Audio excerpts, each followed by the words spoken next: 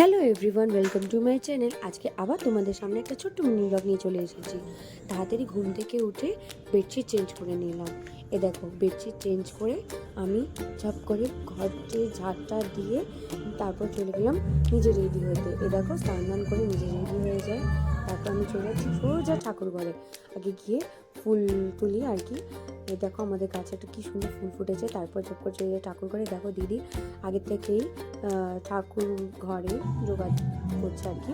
তারপর আমার কাজ ছিল ঠাকুরকে স্নান করে ওদেরকে রেডি করানো। তো ও দেখো, বড় গোপালকে, এটা হচ্ছে দিদির গোপাল আর কি। আর আমি আমার জন্য একটা ছোট্ট গোপাল নিয়ে এসেছিলাম শিলিগুড়ি থেকে। আমি ওই জন্য সব কিছু শিলিগুড়ি থেকে নিয়ে এসেছিলাম। আর আসলে আমার অনেকদিন ধরে ইচ্ছা ছিল যে আমার একটা ছোট্ট গোপাল হবে। এই দেখো, আস্তে আস্তে আমি ওনাকেও চান করিয়ে রেডি করি। এটাকে ছোটোটাকে এখন আমি রেডি করছি। ওই সমস্ত সব কিছু আমি আগে থেকে সব জোগাড় করে নিয়ে এসেছিলাম, কারণ আমার খুব ইচ্ছে ছিল। তো এ দেখো, মধ্যে ঠাকুর ঘর একদম রেডি। এ দেখো, আমরা সবাইকে সাজিয়ে দিয়েছি। আর ঘরে যতগুলো ঠাকুর ছিল, যেখানে আমাদের কৃষ্ণ ঠাকুরটা থাকে আর কি, আমি ওগুলো নিয়ে এসেছি। যখন থেকে আমি প্রথমে নিয়ে এসে ওটাও রেখে দিয়েছি। এ দেখো, আমাদের বাড়িতে কী কী রান্না হয়েছে। আর সর্বপ্রথম বলছে মা সব নিজে একা হাতে করেছে আর কি। আমার হাজব্যান্ডও একটু হেল্প করেছে, কিন্তু মা বেশিটা করেছে। এখানে ফল থেকে শুরু করে তালের বড়ি, নারকেল নাড়ু, পায়েস, পোলাও, ফ্রাইড রাইস, আর মিষ্টি ফল, এগুলো সব তো দোকান থেকে আনা হয়েছে। ফল কেটে রেডি। এই দেখো, ঠাকুর ঘরটা আমি সুন্দর করে সাজিয়ে দিয়েছি। ঠাকুর ঘরটা কিন্তু আমি সাজিয়েছি, ঠিক আছে, এটা তোমরা বলতে পারো। তার মধ্যে ঠাকুরমশাই চলে আসে। আর দেখো, আমাদের পুজো শুরু হয়ে যায়। এই যে ঠাকুরমশাই আমাদের পুজো দিচ্ছে। আর দেখো, কতগুলো চকলেট। দেখো, এখানে আমি, ওইটা হচ্ছে আমার দিদি, আমার যা আর কি। আর দেখো, ঠাকুরমশাই মন্ত্র পড়ছে, আমি তাকে বলছি, আমি ওনার ভিডিওটাও নিয়ে নিয়েছি। ওখানে হচ্ছে আমার মা, ওদের দাদা বৌদি। আপনাদেরকে বলছি ভালো করে দেখো, তাকাও, তোমরা আমার ব্লগে থাকবে আর কি। আর তার মধ্যে দেখো, আমাদের অঞ্জলি শুরু হয়ে যায়।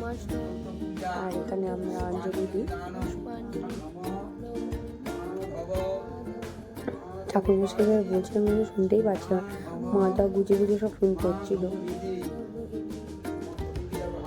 যাই হোক, তাড়াতাড়ি আমাদের প্রায় 9টার মধ্যে ঠাকুরমশাই চলে আসে। আর আমাদের পুজো প্রায় শেষ।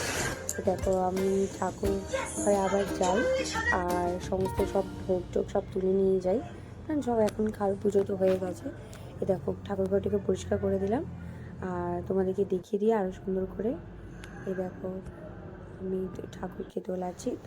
ফ্যামিলি অনেক কাঁপিয়ে গেছে। আমার ছাদে খুব গরম লাগছিলো, কিন্তু কিছু করেনি। পুজো তো ফাইনালি শেষ হলো। একটা বড় কাজ, মানে বড় দায়িত্বটা আর কি শেষ হলো।